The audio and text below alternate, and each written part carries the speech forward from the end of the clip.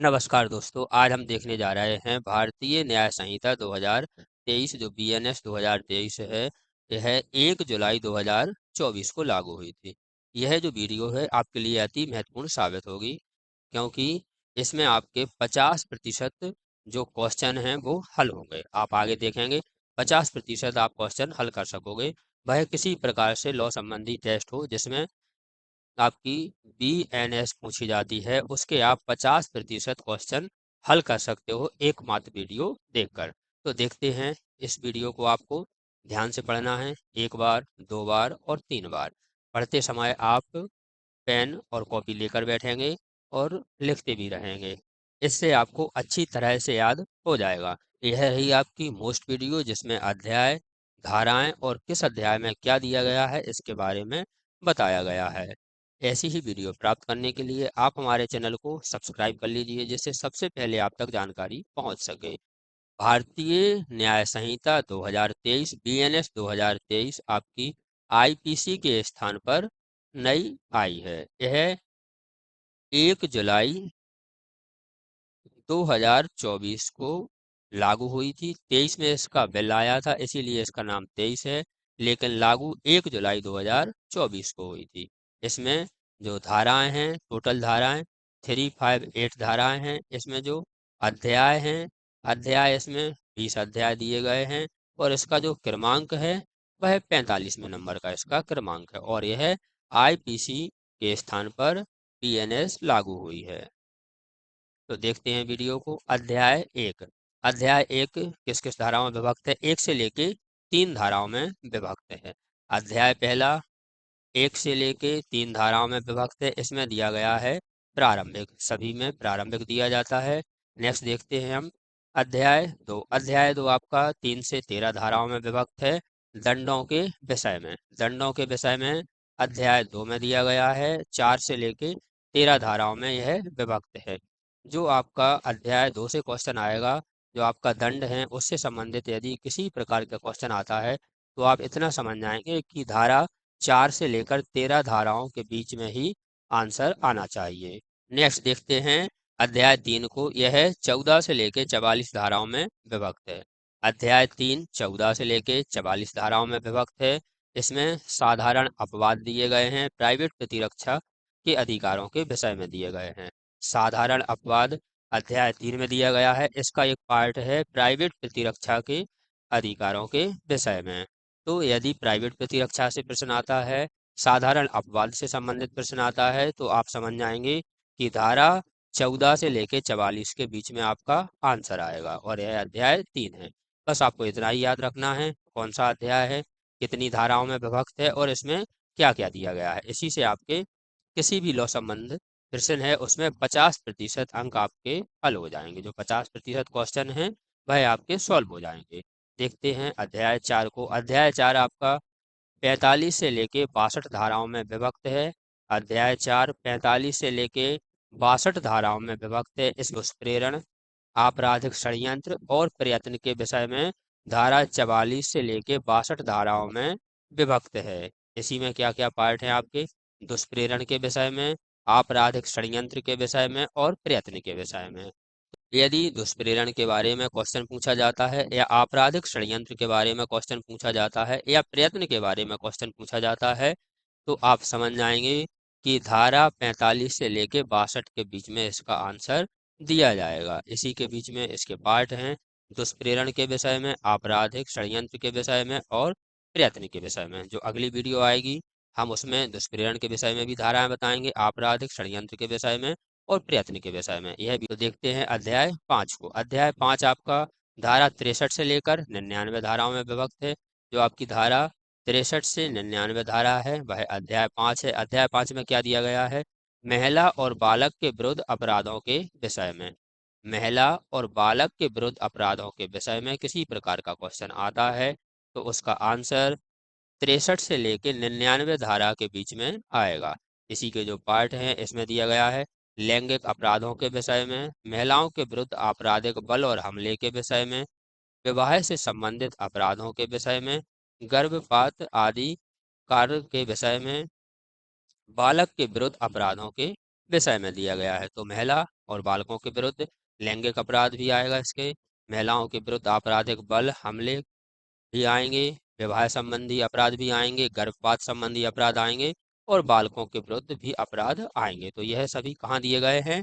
धारा 63 से लेके 99 धाराओं में विभक्त है और यह अध्याय 5 है आपका। आप इसको पूरा याद कर लेते हैं इस वीडियो को, जितने इसमें नोट्स दिए गए हैं।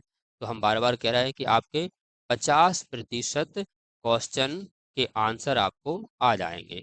ऐसी ही वीडियो प्राप्त करने के लिए आप हमारे the moral education YouTube channel को सब्सक्राइब कर लीजिए, जिससे सबसे पहले आप तक जानकारी पहुंच सके।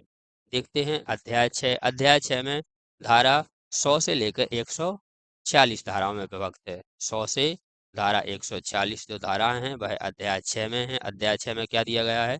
मानव जीवन पर प्रभाव डालने वाले अपराधों के विषय में, मानव जीवन पर प्रभाव डालने वाले अपराधों के विषय में धारा 100 से लेकर 146 में दिया गया है। इसी के जो पार्ट हैं, जीवन के लिए संकटकारी अपराधों के विषय में, क्योंकि जीवन के विषय में प्रभाव डालने वाले कारक हैं, तो जीवन के लिए संकटकारी अपराधों के विषय में भी इसी भाग में आएगा। इसी के साथ उपहति के विषय में भी आएगा, सदोष अवरोध और सदोष परिरोध के विषय में भी आएंगे क्वेश्चन। इसी से के बीच में आपराधिक बल और हमले के विषय के जो क्वेश्चन होंगे वही भी इसी अध्याय में आएंगे।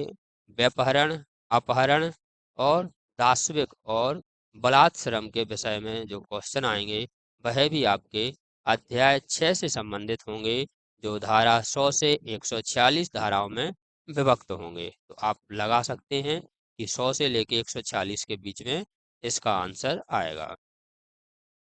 अध्याय 7 देखते हैं। अध्याय 7 कितनी धाराओं में विभक्त है? धारा 147 से लेके 158 तक। धारा 147 से 158 तक अध्याय 7 विभक्त है। इसमें दिया गया है राज्य के विरुद्ध अपराधों के विषय में।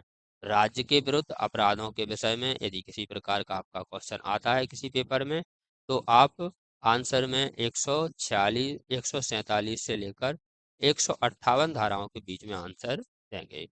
अध्याय 8 देखते हैं। अध्याय 8 159 से लेकर 168 धाराओं में विभक्त है। इसमें सेना, नौसेना और वायुसेना से संबंधित अपराधों के विषय में दिया गया है। तो यह धारा है सेना, नौसेना और वायुसेना से संबंधित जो अपराध हैं वह आपके धारा 159 से लेकर 168 धाराओं में विभक्त हैं। अध्याय 9 देखते हैं। अध्याय 9 में धारा 169 से 177 के बीच में वर्णित है। इसमें दिया गया है निर्वाचन संबंधी अपराधों के विषय में। तो निर्वाचन संबंधी अपराध आपके धारा 169 से 177 के बीच में दिए गए हैं। नेक्स्ट देखते हैं अध्याय 10। अध्याय 10 आप अध्याय 10 आपका धारा 178 से लेके 188 धाराओं में विभक्त है। इसमें दिया गया है सिक्कों, करेंसी नोट, बैंक नोट और सरकारी स्टाम्प से संबंधित अपराधों के विषय में। तो आपके क्वेश्चन यदि सिक्कों से संबंधित हैं, करेंसी नोट से संबंधित हैं, बैंक नोट से संबंधित हैं, सरकारी स्टाम्पों से संबंधित हैं, जो भी अपराधों के बारे में क्वेश्चन पूछे जाएंगे वह 178 से लेकर 188 धाराओं के बीच के होंगे। तो आप 178 से 188 धाराओं के बीच में आंसर दे सकते हैं। देखते हैं अध्याय 11। अध्याय 11 कहता है धारा 189 से 197। धारा 189 से 197 धाराओं में विभक्त अध्याय 11 है, जिसमें दिया गया है लोक प्रशांति के विरुद्ध अपराधों के विषय में। लोक प्रशांति के विरुद्ध अपराधों के विषय में किसी प्रकार का क्वेश्चन आता है तो उसका आंसर किस धाराओं में होगा? 189 से 197 धाराओं के मध्य इसका आंसर दिया जाएगा। नेक्स्ट देखते हैं अध्याय 12। अध्याय 12 आपका धारा 198 से 205 में विभक्त है, जिसमें दिया गया है लोक सेवकों द्वारा या उनके संबंधी अपराधों के विषय में। लोक सेवकों द्वारा या उनसे संबंधित अपराधों के विषय में यदि क्वेश्चन आते हैं तो धारा 198 से धारा 205 के मध्य आंसर दिए जाएंगे अध्याय 12 में। यह वीडियो आपको 2-3 बार पढ़ना है, पेन और कॉपी लेकर बैठना है। आप इसको थोड़ा थोड़ा लिखते भी जाएंगे, जिससे आपको अच्छी तरह से याद हो जाएगा।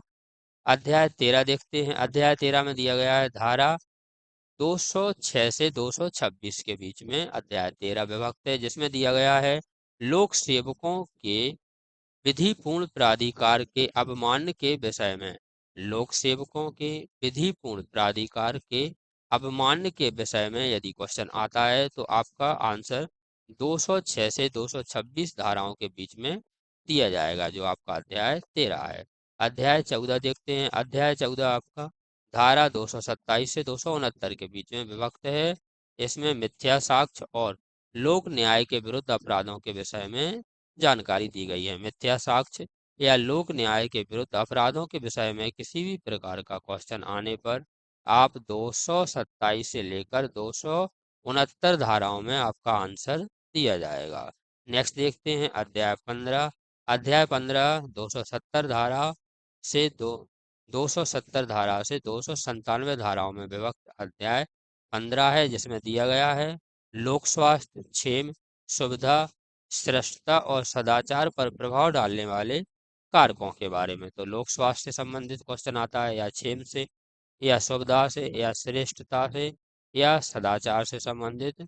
इन पर प्रभाव डालने वाले अपराधों के विषय में किसी प्रकार का किसी भी पेपर में क्वेश्चन आता है तो आपका आंसर 270 से लेकर 297 धाराओं के मध्य दिया जाएगा। नेक्स्ट देखते हैं अध्याय 16।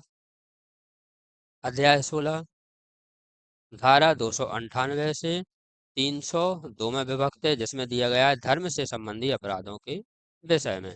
धर्म से संबंधित अपराधों के विषय में धारा 298 से 302 में दिया गया है, जिसमें क्या दिया गया है, धर्म से संबंधित अपराधों के विषय में। यदि धर्म से संबंधित अपराधों के विषय में किसी प्रकार का क्वेश्चन आता है किसी पेपर में तो आपको 298 से 302 के मध्य आपको आंसर देना होगा। अध्याय 17 देखते हैं। धारा 303 से 334 में विभक्त है। अध्याय 17 धारा 303 से 334 में विभक्त है। इसमें दिया गया है अध्याय 17 में संपत्ति के विरुद्ध अपराधों के विषय में। संपत्ति के विरुद्ध अपराधों के विषय में क्वेश्चन का आंसर कहाँ दिया होगा, धारा 303 से लेकर 334 के मध्य वर्णित होगा। तो हम समझ सकते हैं कि आपको आंसर 303 से 334 के बीच में लगाना है यदि संपत्ति के विरुद्ध अपराधों के विषय में पूछा जाता है किसी प्रकार का क्वेश्चन किसी परीक्षा में। इसी में क्या है, संपत्ति से संबंधित विरुद्ध अपराध हैं तो चोरी के विषय में भी इसी में आएगा, उद्यापन के विषय में भी आएगा, लूट और डकैती के विषय में आएगा। संपत्ति के आपराधिक दुर्विनियोग के विषय में जो अपराध हैं वो अध्याय 17 में आएंगे। आपराधिक न्यास भंग से संबंधित अपराध भी आपके अध्याय 17 में आएंगे, जिसके क्योंकि इसमें संपत्ति के विरुद्ध अपराधों के विषय में जानकारी दी गई है। चुराई हुई संपत्ति और प्राप्त करने के विषय में भी इसी में आएगा, छल के विषय में भी इसी में आएगा, कपटपूर्ण विलेखों और संपत्ति व्ययनों के विषय में, रिष्टी के विषय में, और इसी के साथ आपराधिक अतिचार के विषय में जो क्वेश्चन होंगे वो आपके अध्याय 17 से होंगे। अध्याय 18 देखते हैं। अध्याय 18 में दिया गया है दस्तावेजों और संपत्ति चिन्हों संबंधी अपराधों के विषय में। दस्तावेजों और संपत्ति चिन्हों संबंधी अपराधों के विषय में धारा आपका 335 से 350 में दिया गया है। इसी का एक पार्ट है संपत्ति चिन्हों के विषय में। देखते हैं अध्याय 19। अध्याय 19 में दिया गया धारा 351 से 357 के बीच विभक्त है, जिसमें दिया गया है आपराधिक अभित्रास, अपमान, क्षोभ, मानहानि आदि के विषय में दिया गया है। इसके जो पार्ट हैं मानहानि के विषय में हैं। नेक्स्ट है आपका असहाय व्यक्तियों के परिचर्या करने की और उनकी आवश्यकताओं की पूर्ति करने की संविदा का भय के विषय में आपके अध्याय 19 में वर्णित है।